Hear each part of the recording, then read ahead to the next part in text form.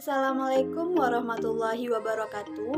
Perkenalkan, nama saya Suci Febriani, NIM 19045106, akan mempresentasikan suku Minangkabau, yang mana terdiri dari asal-usul suku Minangkabau hingga masalah atau isu yang terjadi di Minangkabau hingga saat sekarang ini. Yang pertama, sejarah dan asal-usul suku Minangkabau. Nama dari Minangkabau berasal dari dua kata, yaitu Minang dan Kabau. Nah, nama tersebut dikaitkan dengan legenda khas Minang yang disebut dengan Tambo. Nah, Tambo ini mengisahkan bahwa nenek moyang suku Minangkabau berasal dari keturunan Iskandar Zulkarnain. Nah, kelompok ini masuk dari arah timur Pulau Sumatera dan menyelusuri aliran Sungai Kampar hingga sampai ke daratan tinggi yang disebut dengan Darek. Nah, Darek tersebut menjadi kampung halaman orang Minangkabau. Namun dari beberapa wilayah dari ini membentuk semacam konfederasi yang dikenal dengan sebutan Luha. Nah, Luha ini terbagi atas 3 pula, yaitu terdiri atas Luha 50, Luha Agam, serta Luha Tanah Datar. Nah, pada masa kejayaan kerajaan Minangkabau dahulu, terjadilah hubungan yang baik antara suku-suku yang ada di luha-luha tersebut. Nah, berawal dari sanalah hubungan dari suku-suku tersebut terus berkembang, sehingga menghasilkan sistem kekerabatan dan persilangan keturunan hingga saat sekarang ini. Yang kedua, yaitu nilai luhur yang dianut. Nah, budaya Minang sendiri merupakan budaya suatu masyarakat yang memiliki identitas tersendiri, baik sosial ataupun masyarakat. Nah, kehidupan masyarakat Minangkabau sangat berpegang teguh kepada ajaran adat dan nilai-nilai agama. Nah, ajaran tersebut tertuang dalam prinsip suku Minangkabau, yaitu adat bersandi syarak bersandi kitabullah, yang memiliki arti adalah adat dengan landasan ajaran agama Islam. Nah, menurut Penjaraningrat, nilai budaya yang mencakup di Minangkabau yaitu yang pertama adalah sistem religi atau keagamaan, di mana masyarakat Minangkabau meyakini bahwa adat dengan sendirinya mengandung nilai-nilai hukum Islam. Karena tidak mungkin adat bertentangan dengan hukum Islam, maka masyarakat Minangkabau juga meyakini bahwa di dalam sistem sosial kemasyarakatan, Islam dan adat telah terintegrasi dengan baik. Nah, yang B itu ada sistem kekerabatan. Di Minangkabau, sistem kekerabatan yang dianut adalah sistem matrilineal, di mana sistem ini menurut garis keturunan ibu. Nah, garis keturunan matrilineal inilah yang menempatkan perkawinan menjadi persoalan dalam urusan kekerabatan, yaitu mulai dari mencari pasangan, membuat persetujuan atau perjanjian dalam tunangan, perkawinan, hingga pada urusan akad nikah. Nah, yang C itu ada sistem pengetahuan. Nah, suku Minang sendiri sangat menjunjung tinggi pendidikan yang bersumber dari ajaran Islam. Nah, hal tersebut tertuang dalam prinsip suku Minangkabau, yaitu adat basani syarak basani kitabullah. Yang D itu ada bahasa yang digunakan. Bahasa suku Minangkabau sendiri itu berbeda-beda tergantung dengan masing-masing tempat atau daerahnya. Hal tersebut juga dipengaruhi oleh asal-usul suku Minangkabau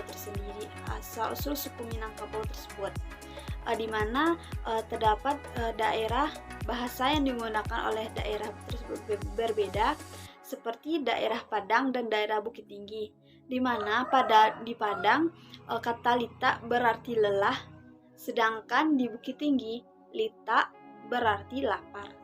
Nah, dari kedua daerah ini bisa dilihat bahwa kedua bahasa yang digunakan oleh setiap daerah itu berbeda. Yang E, sistem kesenian.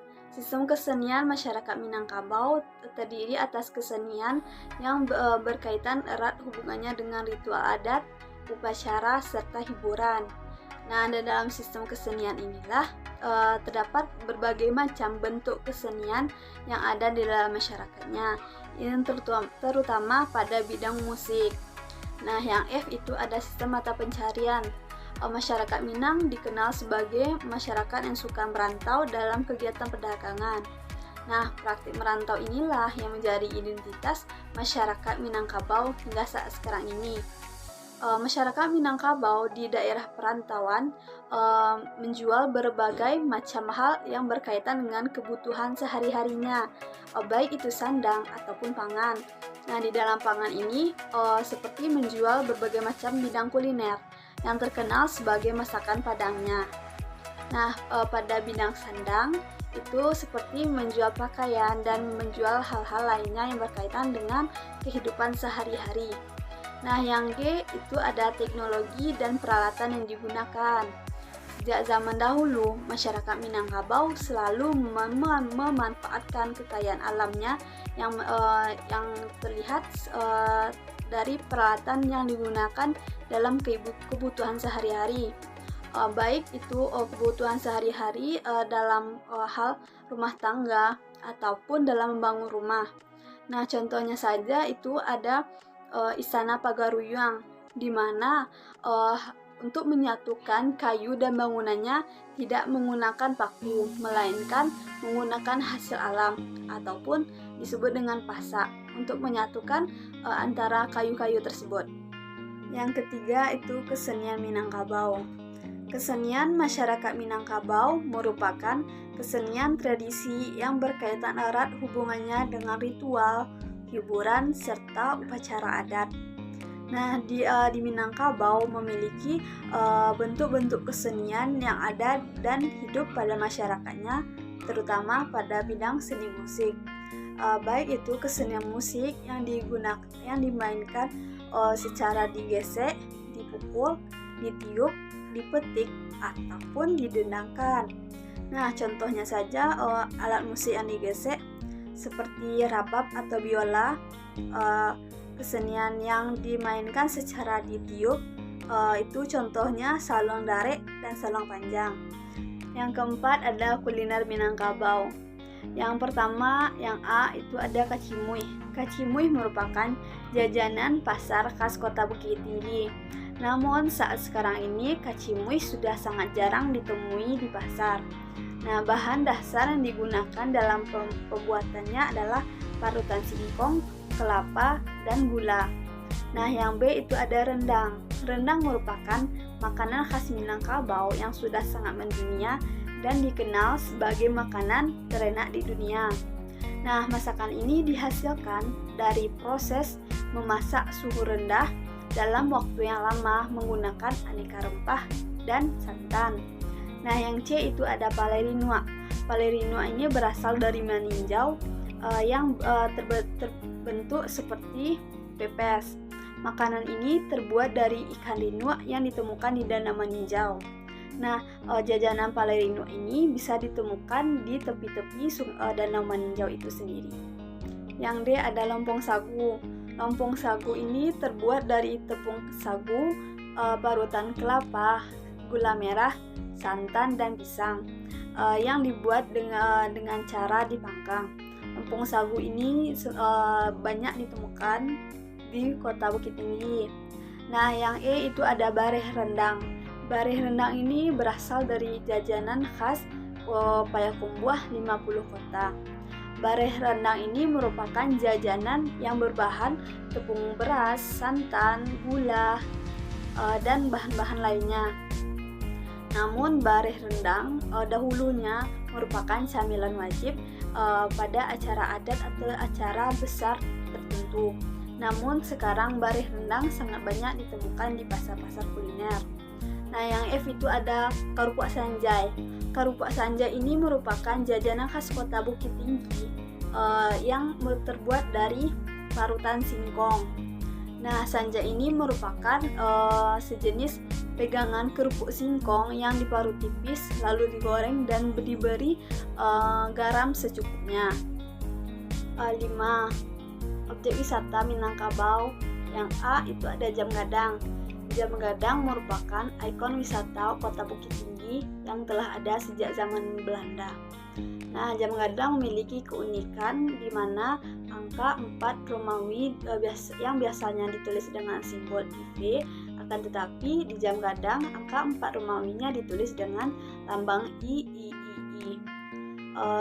Yang B itu ada Istana Pagaruyung yang terletak di Kecamatan Tanjung Mas, Kota Batu Sangkar, yang menjadikan ikon wisata Kota Batu Sangkar sendiri. Akan tetapi sekarang Pagaruyung telah diperbaiki dan direhab karena petir yang melanda pada saat itu yang menyebabkan kebakaran. Nah, yang C itu ada kawasan 1000 Rumah Gadang yang terletak di Nagari Kota Baru, Kabupaten Solok Selatan. Nah, kenapa dinamakan kawasan 1000 Rumah Gadang? Karena di sini terdapat banyak sekali rumah gadang, rumah tradisional Minangkabau dalam berbagai macam bentuk dan ukuran. Nah, yang D ada Batu Batikam. Batu Batikam terletak di Jorong, Dusun Tuo, Nagari Limo Kaum, Kabupaten Tanah Datar.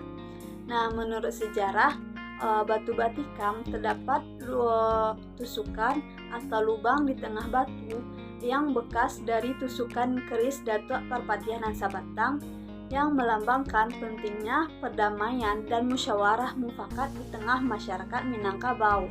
Nah, yang E itu ada Benteng Ferdekok yang merupakan bangunan bersejarah Kota Bukit Tinggi yang menjadi tempat bersejarah atas kegigihan pasukan Paderi yang dulunya dipimpin oleh Imam Bonjol dalam melawan pasukan Hindia Belanda.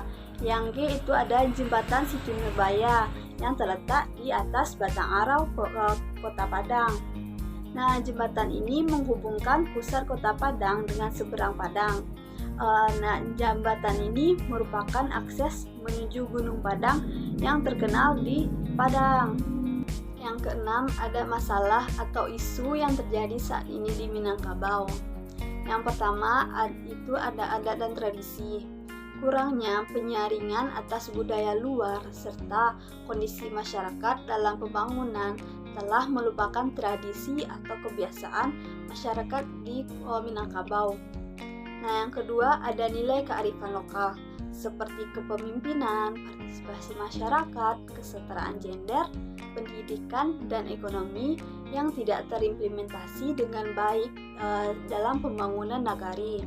Nah, yang ketiga ada nilai partisipasi masyarakat seperti gotong royong dan musyawarah yang sudah memudar saat ini karena masyarakat yang cenderung bersifat individualis dan digantikan dengan sistem upah.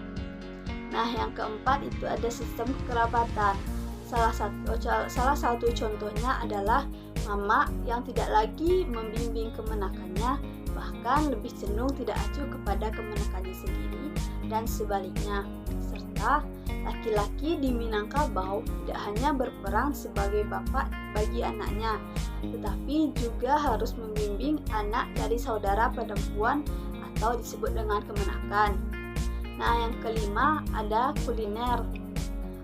Belakangan ini telah terjadi masalah perdebatan antara Malaysia dan Indonesia dalam bidang kuliner, yaitu masakan rendang khas Minangkabau, di mana masyarakat Malaysia menganggap rendang berasal dari daerahnya dan begitu juga sebaliknya, sehingga terjadilah perdebatan antara kedua wilayah negara tersebut. Sekian presentasi saya mengenai suku Minangkabau dan materi-materi yang diambil dari penjelasan yang telah disampaikan tadi berasal dari sumber rujukan terpercaya seperti dari buku dan jurnal-jurnal. Terima kasih atas partisipasinya. Sekian, terima kasih.